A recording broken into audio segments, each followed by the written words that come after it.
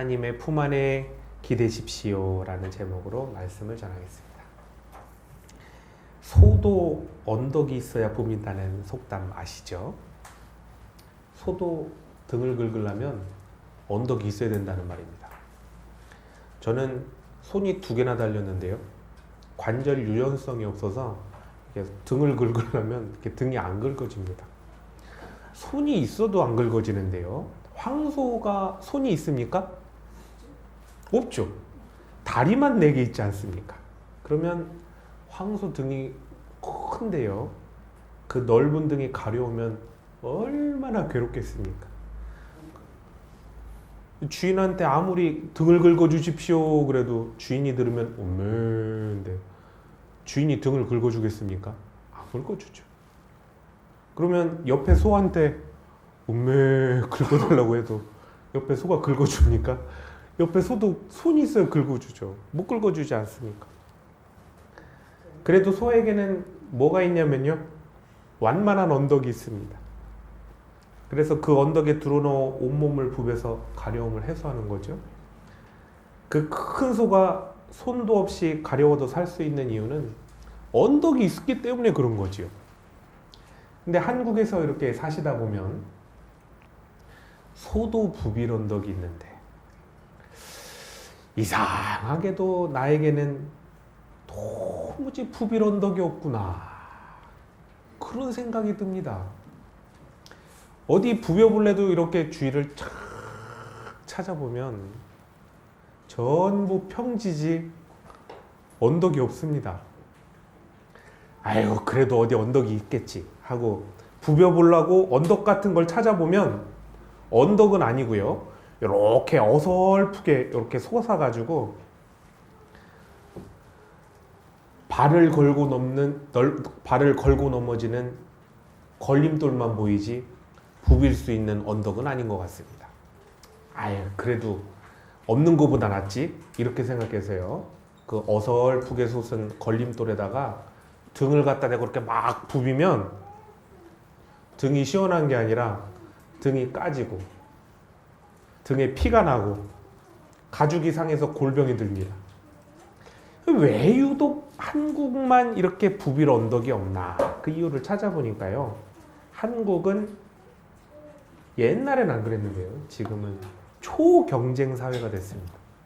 그냥 경쟁도 아니고 초경쟁 사회가 됐는데요, 어딜 가든 경쟁하고 순위를 매깁니다.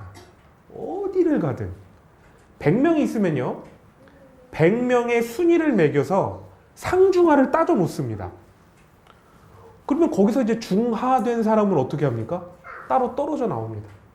그래서 중하끼리 또 경쟁을 합니다. 그래서 거기서 또 상중하를 나눠요. 그래서 또 거기서 탈락한 중하들은 또 나와서 자기끼리 또 경쟁하고 또 경쟁하고 또 경쟁하고. 그렇게 2명이 나오면 2명은 친구를 먹느냐? 아닙니다. 거기서도 1등, 2등을 가리죠. 모두가 나를 밟고 일어서려는 경쟁자밖에 없습니다. 밟히지 않으려면 어떻게 됩니까? 밟고 일어나야 되는데, 이런 세상에서 어딜 가서 부벼보겠습니까? 거기다가요, 이 위에 상위를 차지하고 있으면 가만히 그냥 위에서만 있어줘도 고맙겠는데, 아예 밑에서 올라오지 못하도록 사다리가 있으면 사다리를 획 하고 걷어차버립니다. 그러면 어떻게 합니까? 나 역시도 내 위치에서 떨어지지 않으려면 어떻게 될까요? 밑에서 못 올라오도록 사다리를 휙 하고 걷어차버려야 되지 않겠습니까? 그럼 어디 가서 이렇게 좀 편안할까 싶어서 교회라도 좀 마음 편히 다녀봐야겠다 하고 이제 교회를 가는데요, 교회를 가면 교역자들이 그렇게 교인들을 경쟁을 시킵니다. 성경을 좀 편하게 읽으면 좋은데 성경을 얼마나 읽었나 읽기표를 만들어 가지고요, 구역별로 막 경쟁을 시킵니다. 새벽 기도도 그냥 자유롭게 하면 좋은데 얼마나 나왔나 출석표를 만들어 가지고 구역별로 가족별로 경쟁을 시키고, 말씀도 좀 그냥 내가 외우고 은혜롭게 하면 얼마나 좋습니까? 근데 암송 대회 시키죠, 쓰기 대회 시키죠, 퀴즈 대회 시키죠, 등등등등 계속 경쟁을 해야 되고요. 이게 연합인지 경쟁인지 마음이 편하지가 않습니다. 근데 교역자가 교인들만 경쟁시키는 게 아니에요. 교인들은 어떻습니까? 교역자들을 경쟁시킵니다. 부교역자끼리 막 경쟁을 시켜요. 그래서 우열을 가립니다. 담임교육자는 타 교회와 이제 성과를 비교해서 강력하게 실적으로 이제 비교를 막 합니다. 수고하고 무거운 짐진 자들아 내게로 오라라고 말씀하셨습니다. 수고하고 무거운 짐을 가지고 교회를 갔더니 짐보따리를 하나 더 이제 얹어주는 거죠. 마음이라도 이렇게 편하게 이렇게 쉴 수 있고 기대어 의지라도 하고 싶지만 어딜 가야 그럴 수 있을까요? 그럴 사람도 그럴 곳도 없어 보입니다. 오늘 말씀은 이런 기댈 곳 없고 의지할 곳 없는 자들에게 주시는 위로와 안위에 대한 약속의 말씀인데요. 예수님께서는 십자가의 죽으심으로 인해서 예수님과 단절되어야 되는 이 상황을 맞이해야 되는 제자들에게 예수님께서 부활하여 승천하심으로 인하여 앞으로는 너희들이 무엇을 의지해야 되는가, 또 어떻게 이겨나가야 되는가, 이렇게 대해서 이제 알려주고 계신데, 이 말씀이 그렇게 쉬운 말씀이 아닙니다. 좀 깊은 이해가 필요한데요. 예수님의 이 말씀을 이해하기 위해서 당시 좀 상황을 알아볼 필요가 있습니다. 우리들은요, 제자들이 예수님과 단절됨으로 인해서 맞이하게 될 근심과 염려되는 상황이 무엇인지 이미 너무나 잘 알고 있습니다. 그게 뭐냐면요, 바로 예수 그리스도를 믿음으로 인해서 박해받고 고통당해야 되는 그런 상황인 거죠. 그런데 이게요, 단순히 그리스도인이 세상으로부터 당해야 되는 고통과 고난만이 아닙니다. 왜냐면요, 예수님께서 승천하신 직후에 제자들을 가장 핍박하고 고통을 주었던 대상은 이교도들이 아닙니다. 같은 동족입니다. 다 유대교인들이었던 같은 동족이 그렇게 괴롭히는 거죠. 그러면 제자들이 어떻겠습니까? 현실에서 엄청난 괴리감이 생깁니다. 아니, 이게 하나님의 자녀끼리 이게 무슨 짓이지? 매우 복잡하고 논리적으로 설명이 불가능한, 논리적으로 설명이 불가능한 상황에 빠지게 되는 거죠. 기독교를 핍박하는 유대교인들은요, 아브라함의 그 한 핏줄을 이어받은 한 형제들입니다. 같은 하나님을 섬기는 선민 이스라엘이면서 무엇보다 이들의 목표가요, 하나님의 나라 천국입니다. 다 같아요. 그런데 같은 형제가요, 누구는 천국을 위해서 기독교인을 박해하고 죽여요. 누구는 천국을 위해서 유대교로부터 박해받고 죽임을 당합니다.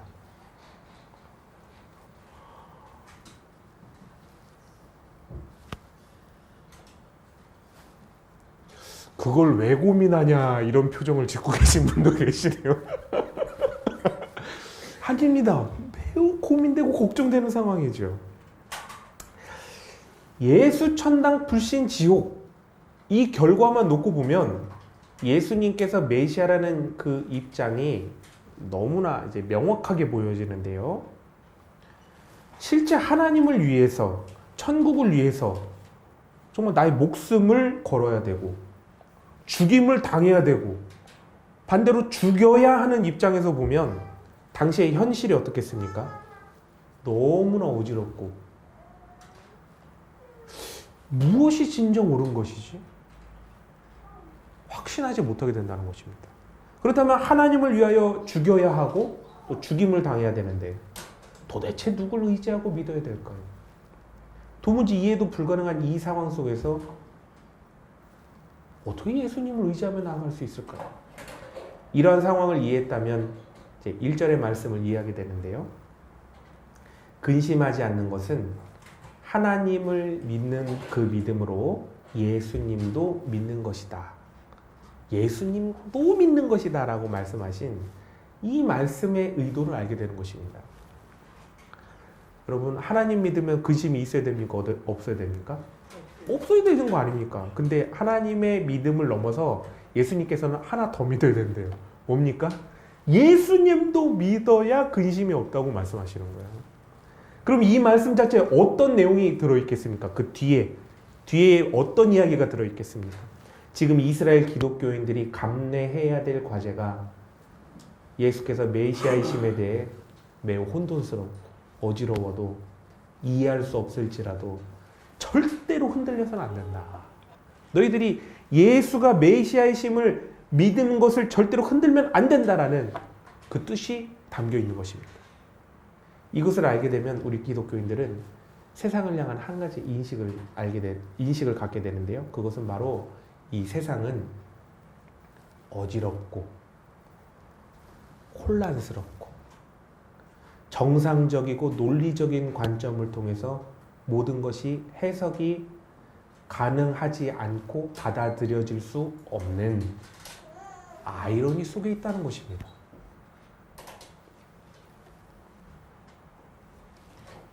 여러분, 세상 완벽하다고 생각하십니까? 세상이 완벽합니까? 세상 속에 온전한 것이 있습니까? 없다는 거예요. 없다는 거예요. 우리가 꿈꾸며 이상향을 삼는 그런 모두가 아름답고 행복하게 사는 세상, 다툼이 없고 화해와 이해와 배려가 기본이 되는 세상, 공의와 정의로움으로 세상이 온전하게 되는 세상은 이 세상에 없다는 거예요. 없어요. 그냥 실제가 아닌 이상향일 뿐이라는 거예요. 결국 우리가 사는 세상은 하나님과 단절로 인한 결과로서 온전치 못하고 고통과 아픔, 그런 괴리와 아이러니가 발생할 수밖에 없다는 것입니다. 그렇다면 기독교인의 궁극적인 공의, 그리고 소망과 바램, 그리고 완벽한 완전의 이상향은 우리가 사는 세상에는 없다는 거예요. 없어요.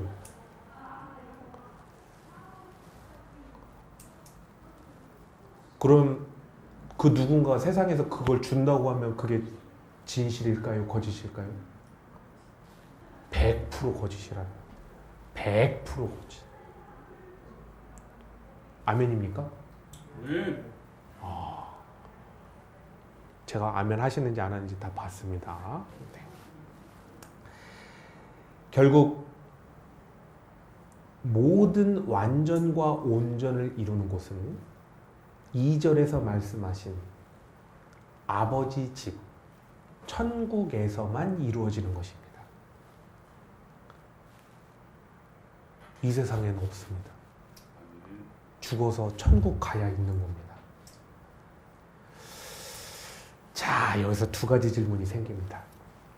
첫 번째 질문은, 하나님 나라 천국은 우리의 인생의 모든 고통과 고난, 아픔과 생명까지도 기꺼이 지불할 만큼의 가치가 있는 곳이냐 하는 겁니다. 고통과 고난, 아픔이라는 것은 우리가 인생을 살다 보면 우리 인생 안에서 이루어지는 거죠. 인생 전부는 아닙니다. 그냥 안에서 이루어지는 거죠. 아무리 고통과 고난과 아픔이 있다 하더라도 우리 인생에서는 일부분이라는 것입니다. 그렇기 때문에 인간은 인생의 일부를 고통, 고난, 아픔에 지불하고 그에 상응하는 대가를 얻지 않습니까? 그래서 열심히 노력하고 열심히 살려고 노력을 합니다. 그런데 하나님 나라 천국은요, 인생의 일부분을 지불하는 게 아닙니다. 나의 인생의 전부를 지불해야 됩니다. 나의 생명을 지불해야 얻게 되는 것이죠. 그렇다면 천국을 위해서 나의 인생 전부를 지불하고 나면 나의 인생은 끝인데, 정말로 천국은 나의 모든 생명을 지불하여 얻을 만큼의 값어치가 되는 것일까요? 나의 인생 모두 갈아 넣어도 오히려 남는 장사가 되는 걸까요? 이 질문이 생기게 됩니다. 두 번째 질문은 뭐냐면요, 하나님 나라 천국은 어떻게 근심, 걱정, 염려가 없고 아픔, 슬픔, 고통이 없을까? 이 질문이 생기게 됩니다. 어떤 사람은 돈도 많고요, 건강도 좋고요, 가정도 평안하고요. 자녀도 잘 커서 문제가 없는 것처럼 보입니다. 그런데요, 그 문제가 없는 것 같은 사람한테 가서 힘든 거 없으세요? 이렇게 여쭤보면 힘든 게 없다고 하는 게 아니라 뭐라고 하시는지 아닙니까? 제가 아주 재밌는 대답을 들었습니다. 힘든 게 없어서 힘든답니다. 힘든 게 없어서 힘들대요.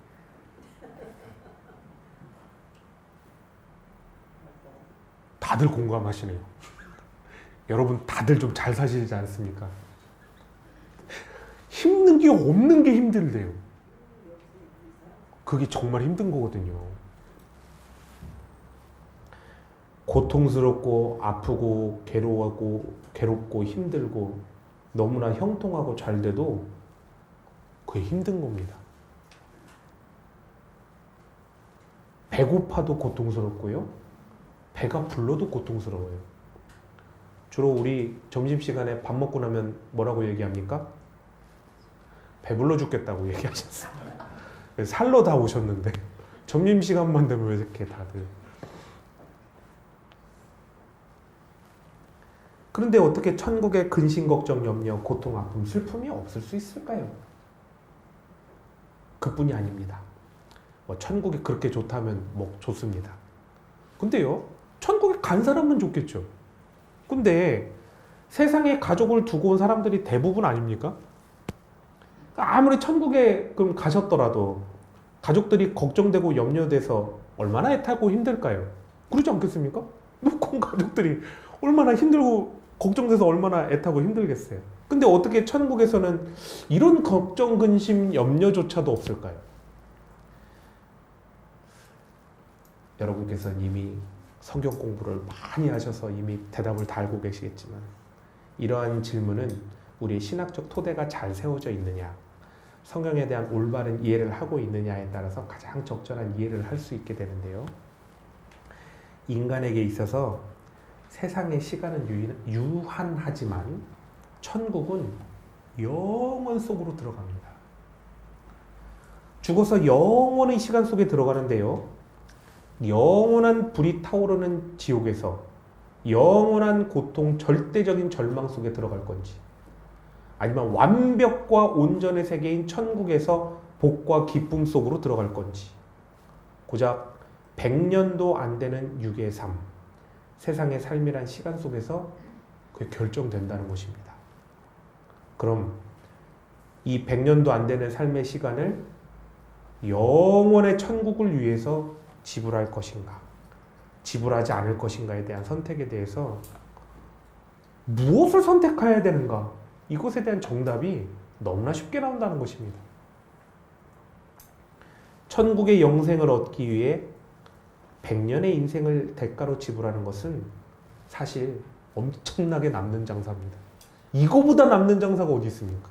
그 어떤 아까움도 없이 반드시 선택을 반드시 해야만 하는 그런 일인 것이죠. 그럼 영생의 삶이 있는 사후 세계가 중요하고 지금 육의 삶이 있는 이생의 세계는 중요하지 않느냐? 아닙니다.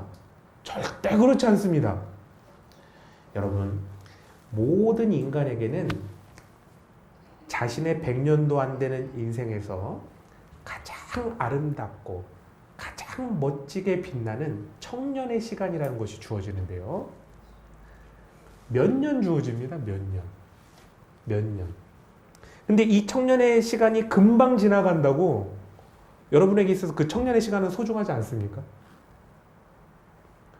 중장년, 노년의 시간이 청춘의 시간보다 길게 주어진다고 길게 주어지는 시간만 중요하고 짧게 지나가는 청년의 시간은 중요하지 않나요?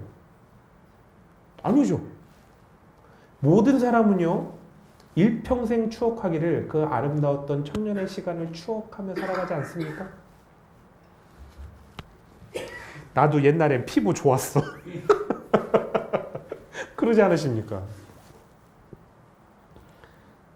모든 사람이 일평생 아름다웠던 청년의 시간을 추억하며 살아가고 어떤 대가를 치르더라도 그 시절로 돌아갔으면 좋겠다라고 하는 사람도 정말로 많이 있습니다.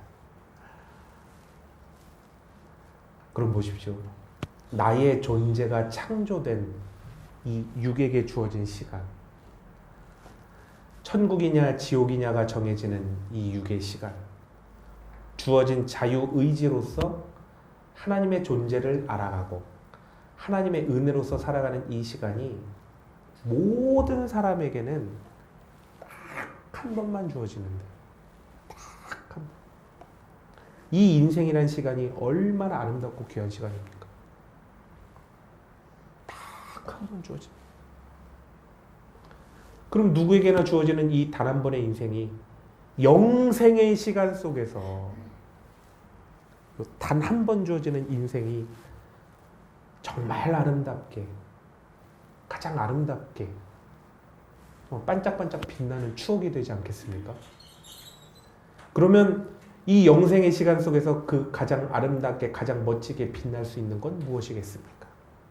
바로 하나님의 영광을 위해서 헌신하고 순종하는 것, 예수님의 모범을 따라 사랑하며 섬기며 용서하는 것, 성령님의 인도하심을 따라서 내 욕심과 내 뜻을 내려놓았던 것, 이것이 영생의 삶에서 영원의 자랑거리가 돼요. 영생토록 추억할 수 있는 추억거리가 되는 거예요. 우리가 살아생전에는 예쁜 거, 잘생긴 거, 돈 많은 거, 많은 거 누리는 거, 권세를 가진 거, 높은 자리에 올랐던 거, 많은 것을 알고 많은 경험을 한 것, 이런 것들이 자랑이지 않습니까? 근데 영생의 삶에 한번 들어가 보십시오. 이게 과연 자랑이 될까요? 내가 육의 삶을 살 때 잘났던 게 영생의 삶에 들어가면 자랑이 될까요? 하나님께 닿아있지 않았던 인생의 모든 것들은 정말로 창피함, 부끄러움, 못난 모습이 되어서 추억하고 싶지 않다 하는 그런 기억들이 될 겁니다. 천국에 가면요, 근심, 걱정, 염려가 없어지는 이유가 우리의 신앙 고백 속에 그 해답이 들어 있습니다. 우리는 인간의 아픔, 고통, 걱정, 염려, 슬픔이라는 이 모든 문제가 왜 생겼냐고 알고 있냐면 하나님을 거역한 죄로 인하여 하나님과 인간이 단절됨으로 인해서 발생했다라는 것을 성경의 말씀을 듣고 그렇게 믿는다고 신앙 고백을 하고 있습니다. 그렇다면 보십시오. 인간이 하나님과의 단절된 관계가 완벽하게 회복되면 모든 문제, 그 어떤 아픔과 고통, 걱정과 염려, 슬픔이라도 어떻게 될까요? 완벽하게 해결된다는 것입니다. 그러니 천국에 가면 온전한 하나님의 백성으로 영생을 살게 되면 하나님 안에서 완벽과 온전의 삶을 살게 되는 것입니다. 때때로 우리는 가까운 사람을 천국에 보내고 천국 간 사람을 걱정하면서 슬퍼합니다. 아이고, 천국 가서 밥이나 먹겠어. 제사상 차려야 되나? 왜냐하면 육신의 삶이 불완전하기 때문에 자신의 불완전한 삶을 토대로 타인과 모든 상황을 이해하기 때문에 벌어지는 해프닝인 거죠. 하지만 천국 간 사람은 어떨까요? 하나님을 완벽히 알고 하나님의 인도하심을 완벽하게 아는 천국 간 사람은 어떤 생각을 가지고 살겠습니까? 이 땅 가운데 있는 사람을 생각할 때 하나님께서 두고 온 사람들을 완벽하게 통치하고 역사하시고 인도하고 계시는 것을 자기 눈으로 직접 보게 되는 것입니다. 그럼 걱정을 할까요, 안 할까요? 안 하게 되는 거예요. 내가 하는 것보다 더 완벽하게 하나님께서 하시는구나. 하나님의 그 완벽하고 온전한 신 통치하심으로 인하여 두고 온 사람들에 대한 걱정 안 해도 되는 것입니다. 다만 그들이 세상 가운데 남겨진 그들이 천국에 올 것이냐 안 올 것이냐에 대한 것은 본인들의 선택입니다. 그것은 천국에 있는 이미 와 있는 자신이 어떤 일도 해줄 수 없는 것입니다. 안타까움은 있겠지만 본인들이 내리는 선택에 대해서도 하나님께서 어떻게 하십니까? 존중해 주지 않으십니까? 그러니 본인도 그것에 대해서는 존중해 줘야 되는 거죠. 천국이 바로 세상을 살아가는 모든 기독교인들에게 있어서 비빌 언덕입니다. 우리 모든 신앙인에게 있어서 비빌 언덕이 무엇이냐? 천국입니다. 예수님을 통하여 얻게 된 천국이 우리의 위안과 평안, 소망과 비전, 감사와 기쁨, 믿음과 승리에 대한 근거와 힘이 되어주는 것입니다. 기독교인은 아무리 슬퍼도요, 이 슬픔이 이 천국의 영생의 기쁨이 되니까 슬픔을 이겨낼 수 있는 거예요. 여기서도 슬픈데 죽어서도 슬퍼 보세요. 이 슬픔이 어떻게 상쇄가 되겠습니까? 근데 여기서 울었던 게 천국에서는 기쁨이 되는 거예요. 내가 하나님의 영광을 위해서 내가 울었었어. 나는 그런 게 없어. 부러워 죽겠다. 그냥 아무리 절망적이어도 이 절망 뒤에는 영생 복락이 천국에 있기 때문에 절망을 이겨낼 수가 있는 겁니다. 아무리 고통스럽고 괴로워도요, 이 고통과 괴로움에 영생의 축복이 되니까 버티며 이겨나갈 수 있는 거죠. 하나님의 영광을 위하여 기독교인이 받는 모든 고통과 괴로움과 아픔, 그리고 손해는 천국의 한없는 영광으로 빛나게 됩니다. 하나님의 영광을 위하여 기독교인이 맞게 되는 죽음은 천국 영생 복락을 누리는 삶이 되니 이 천국의 온전한 신앙 고백이 있는 기독교인 앞에서 감히 세상에 어떤 것이 위협이 될 수 있고 세상에 그 누가 위협할 수 있으며 세상에 어떤 고통과 고난이 고통과 고난으로 다가올 수 있겠습니까?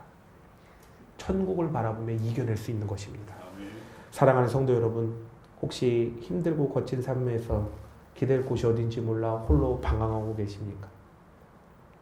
혹시 오늘보다 나은 내일을 꿈꾸면서 그 나은 내일의 삶만을 기대어 살아가고 계시진 않으신지요?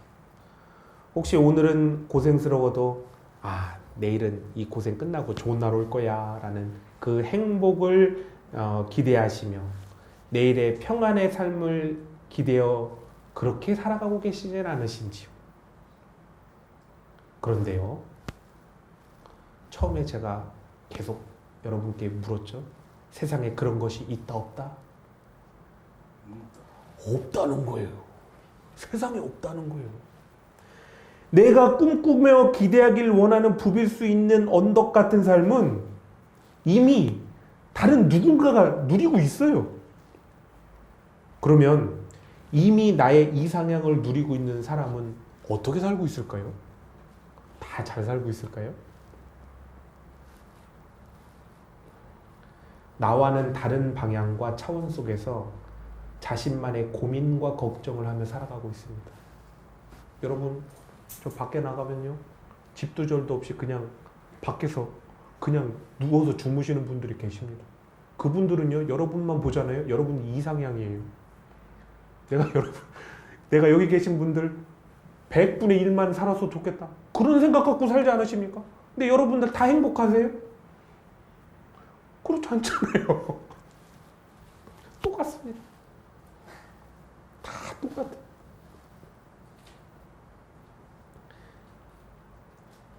이미 그 삶을 누리고 있는 사람에게 가서 정말 행복하고 근심 걱정 염려 없이 살아가냐고 한번 물어보십시오. 그 사람은요, 내가 하는 걱정과 고민을 하지 않습니다.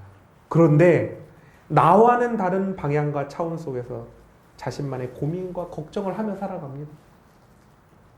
시간이 많이 지나면 다 해결될까요? 시간이 지나도 똑같습니다. 시간이 지나면 언젠가 상황과 여건이 변화되고 문제도 지금의 문제는 해결되겠죠.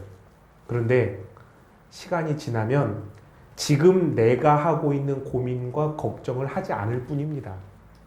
그땐 다른 걱정, 다른 고민하고 있는 거죠.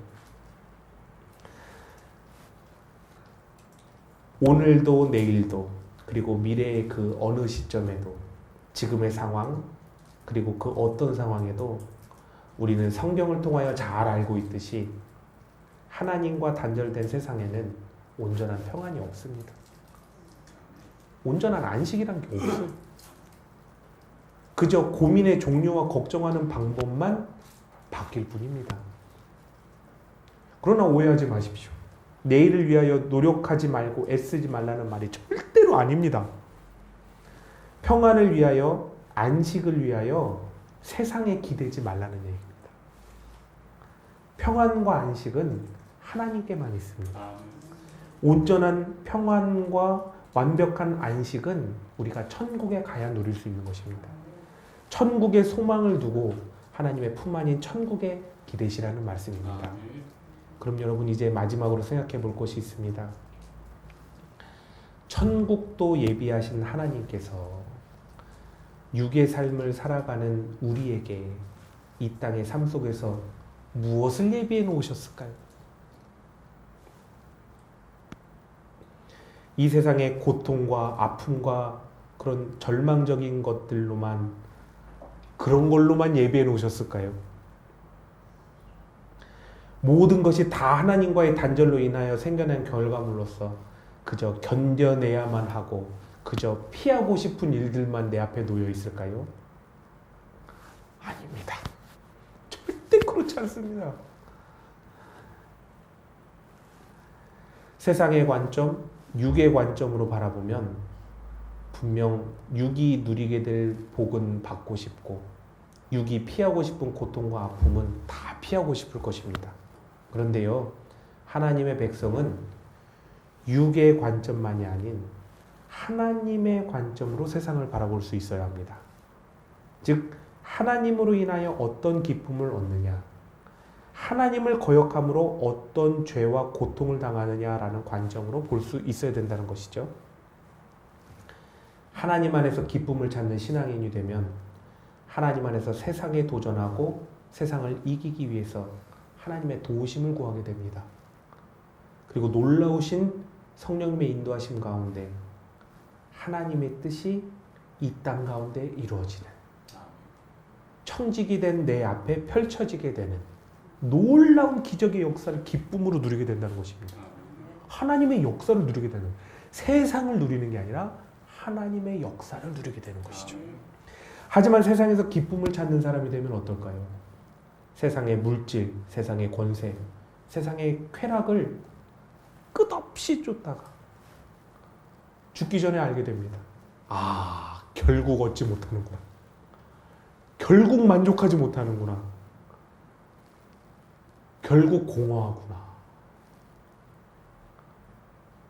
그리하여 하나님을 거역하여 지옥에 갈 날만 계속 가까워지는 그런 삶을 살게 되는 최악의 수렁 속에 깊이 빠지게 되는 것입니다.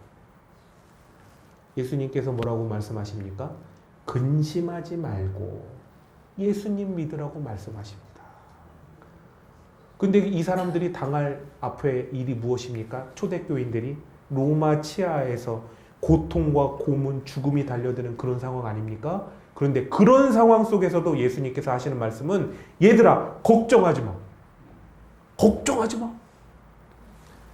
그럼 지금 우리에게도 예수님께서 뭐라고 말씀하실까요? 너희는 초대교회가 아니라 중후기 교회니 걱정해라.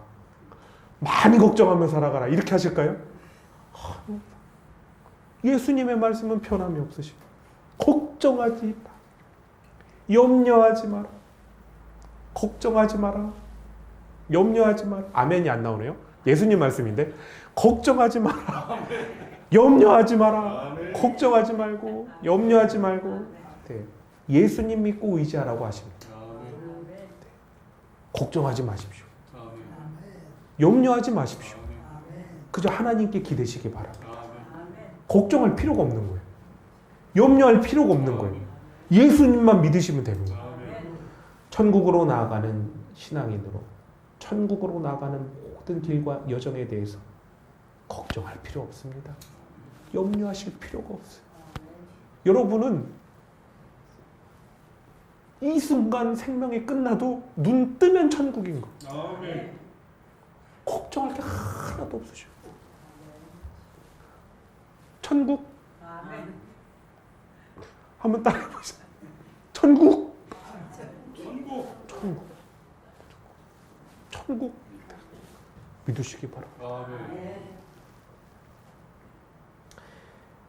하나 나의 육은 지금 괴롭고 고통스럽고 힘들고 아플 수는 있어요.